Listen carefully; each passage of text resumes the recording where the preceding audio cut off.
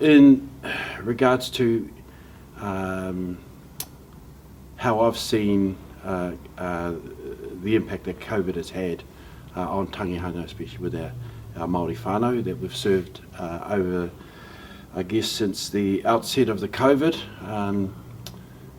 initially with Delta back in from March 2020. That's had an impact on our whānau that our organisation have served. The initial bomb was when we went into straight to level 4, and that was the first hit, was going straight into level 4 when Jacinda Ardern and co decided to go straight to level 4, and the restrictions went from 0 to hero in pretty much a 3 to 5 day period. Whereas on the passing of a whānau member, the last goodbye was at the hospital for the loved one. It was at the accident scene. It was at the home when being uplifted, and that was their last physical goodbye. The impact that had, as I saw it from the eyes of Te Mahi Tūpapaku, initially was nothing less than, I guess, culturally tragic. During the lockdown, whānau were isolated in their homes and had to conduct those tikanga, those rituals, those cultural practices in the homes to at least give some cultural elevation to how we grieve and how we express love to those who have gone beyond the veil. We did bargaining with the government, for example. Bargaining with them. We are the frontline clinicians. Hear us. Trust us. We are the ones that whānau will bargain with.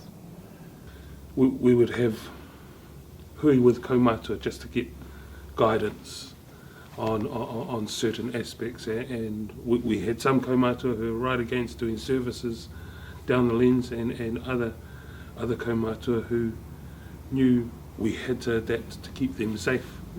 You know, and that was really where our decision making came from, around how do we do this in a safe way to allow whānau to still grieve in a meaningful way.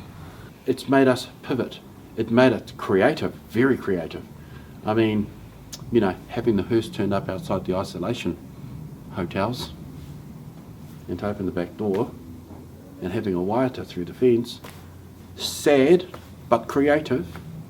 We have mokopuna who are probably aged between the ages of 5 and probably 10 years old, 3 of them, and Nana unexpectedly passed away as a result of a medical event. The last thing that they saw of their Nana was her eyes rolling back and her collapsing onto the floor. It became a coroner's case, which meant all of a sudden you've got the responders and her being taken away by the coroners. This was the last, I guess, picture memory that these mokos had of their Nana. We couldn't make that any better because they weren't, under the restrictions of COVID, able to come back and see her physically presented well. The memory picture for them was robbed. So where does technology come in? Well, the best thing we could do was e horoinga tinana, give her a wash and make her presentable. And her services were held down the lens, like many hundreds, if not thousands, of whānau that we served over the 2 years during this COVID situation. Tangihanga was done, for most part, down the lens.